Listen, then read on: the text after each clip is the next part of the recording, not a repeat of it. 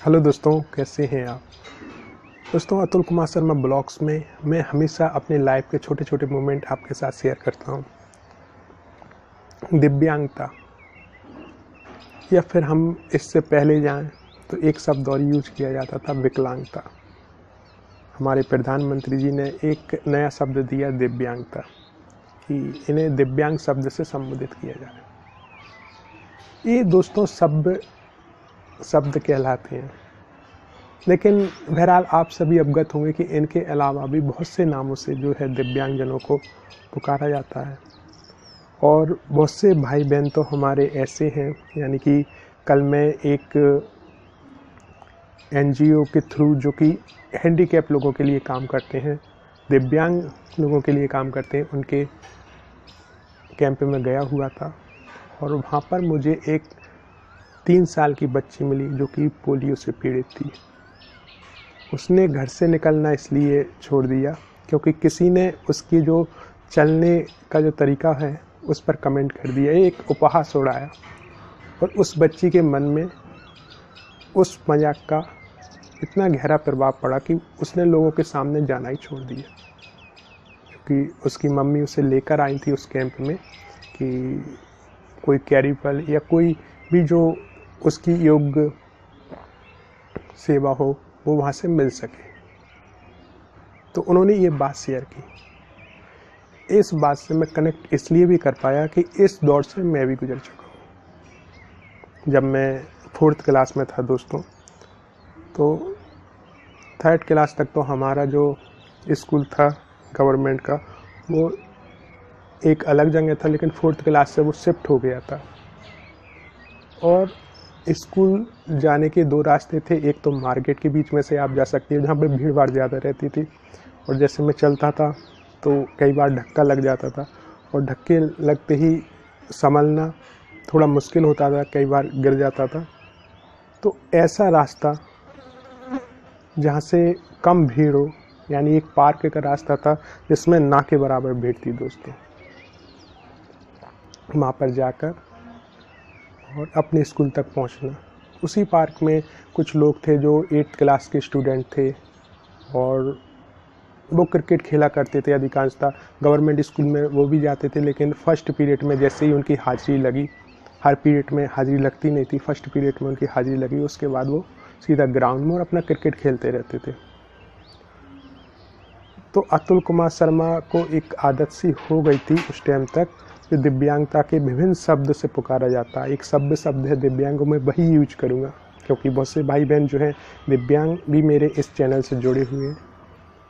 लेकिन फिर भी दोस्तों आप समझ सकते हैं कि कौन कौन से शब्द यूज किए जाते हैं।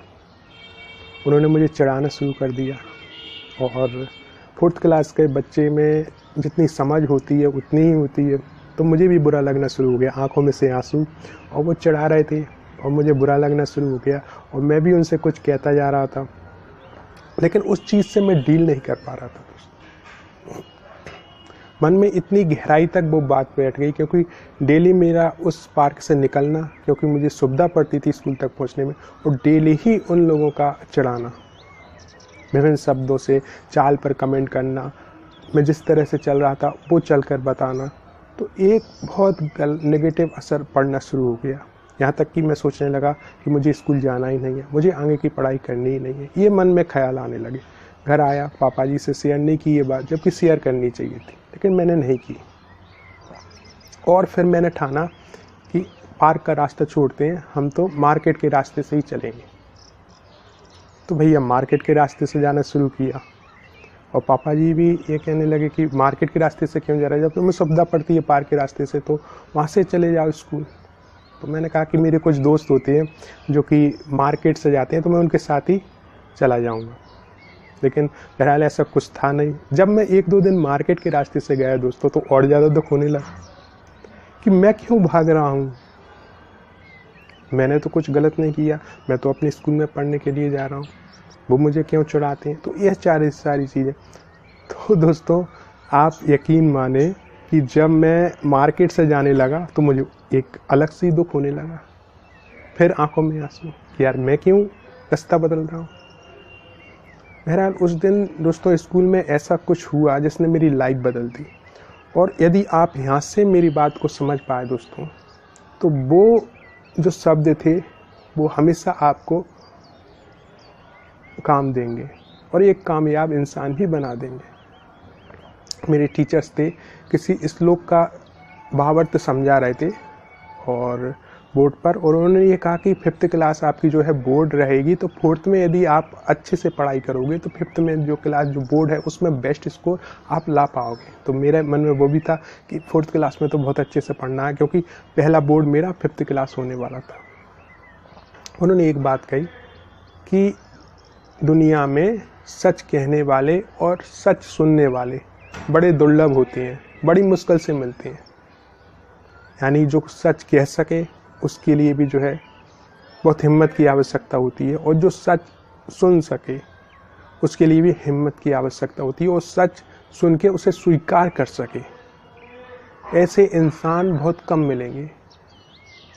मन में एक बात आई दोस्तों कि यार मैं वाकई में दिव्यांग हूँ, और जो भी मुझे पार्क में चढ़ाते हैं बच्चे, वो कुछ गलत तो कह नहीं रहे, वो तो सच ही बोल रहे हैं।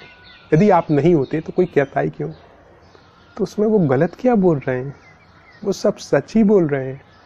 तो क्या मैं सच सुन नहीं पा रहा हूँ? यदि सुन रहा हूँ तो क्या उसे स्वीकार नहीं कर पा रहा हूँ? और फिर मन में ये विचार आया कि अभी तो मैं 4th क्लास में हूँ, आगे चल के 8th क्लास का बोर्ड पड़ेगा, 5th क्लास का बोर्ड, फिर 8th क्लास का बोर्ड, 10th का, इंटर का, उसके बाद कॉलेज। तो लोग मुझे यदि ऐसे क्रिटिसाइज करते रहे और ऐसे मैं भागता रहा तो कहाँ तक भागूंगा? इससे तो डील करना चाहिए। और जो भी हैं वो कोई गलत नहीं कह रहे हैं, तो फिर मैं वो इंसान क्यों नहीं बन सकता जो सच सुन सके और उसे स्वीकार कर सके और फिर आगे बढ़ सके। बस घर आ गया और मैंने कहा बिल्कुल, ये जो पार्क में लड़के हैं ये हमारे वो टीचर्स हैं जो भविष्य के लिए हमें तैयार कर रहे हैं, जो हमें आने वाले जो भी लोग हैं जो हमें क्रिटिसाइज करने वाले हैं उन्हें हम कैसे फेस करें उसके लिए तैयार कर रहे हैं। स्कूलों में तो हमें किताबी ज्ञान दिया जाता है जिससे कि हमारी लाइफ में आगे चल के बहुत बड़ा बदलाव होता है, लेकिन कुछ व्यवहारिक ज्ञान भी ऐसे भाई बहन दे देते हैं। तो बस फिर मन में एक अलग से फीलिंग आई, एक अलग से कहें कि जोश आ गया, उत्साह आ गया, और उसी पार्क से फिर मैं गया। इस बार कोई दुख नहीं था, कुछ ऐसा नहीं था कि मैं चढ़ जाऊं, और मैं गया। वो चढ़ाते रहे उसी स्पीड से, और मैं उन्हें सबको थैंक्स कहता रहा, नमस्ते कहता रहा। वो जो भी किए मैं कह धन्यवाद मैं ऐसा ही हूँ, धन्यवाद मैं ऐसा ही हूँ। मैंने ऐसे कहते कहते वो पूरा पार कर लिया। चढ़ा तो हूँ नहीं। बस स्कूल में पहुँचते ही बड़ी शांति सी मिली दोस्तों, क्योंकि उस चीज़ को मैंने फेस कर लिया था जो कि भविष्य में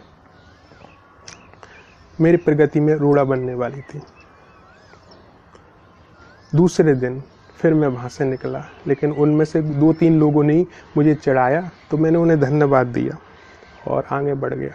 तीसरे दिन तो किसी ने कुछ कहा ही नहीं दोस्तों, क्योंकि चढ़ाई नहीं। तब उन्होंने नहीं चढ़ाया तो मैं उनके पास पहुंचा। मैंने कहा भैया आज तो आप कुछ बोल ही नहीं रहे, ना मेरी चाल की नकल उतार रहे हैं, ना कुछ कह रहे हैं।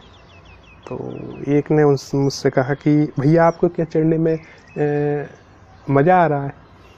तो मैंने कहा नहीं, मज़ा नहीं आ रहा है, लेकिन आप मेरे एक तरह से कहें कि गुरु हैं।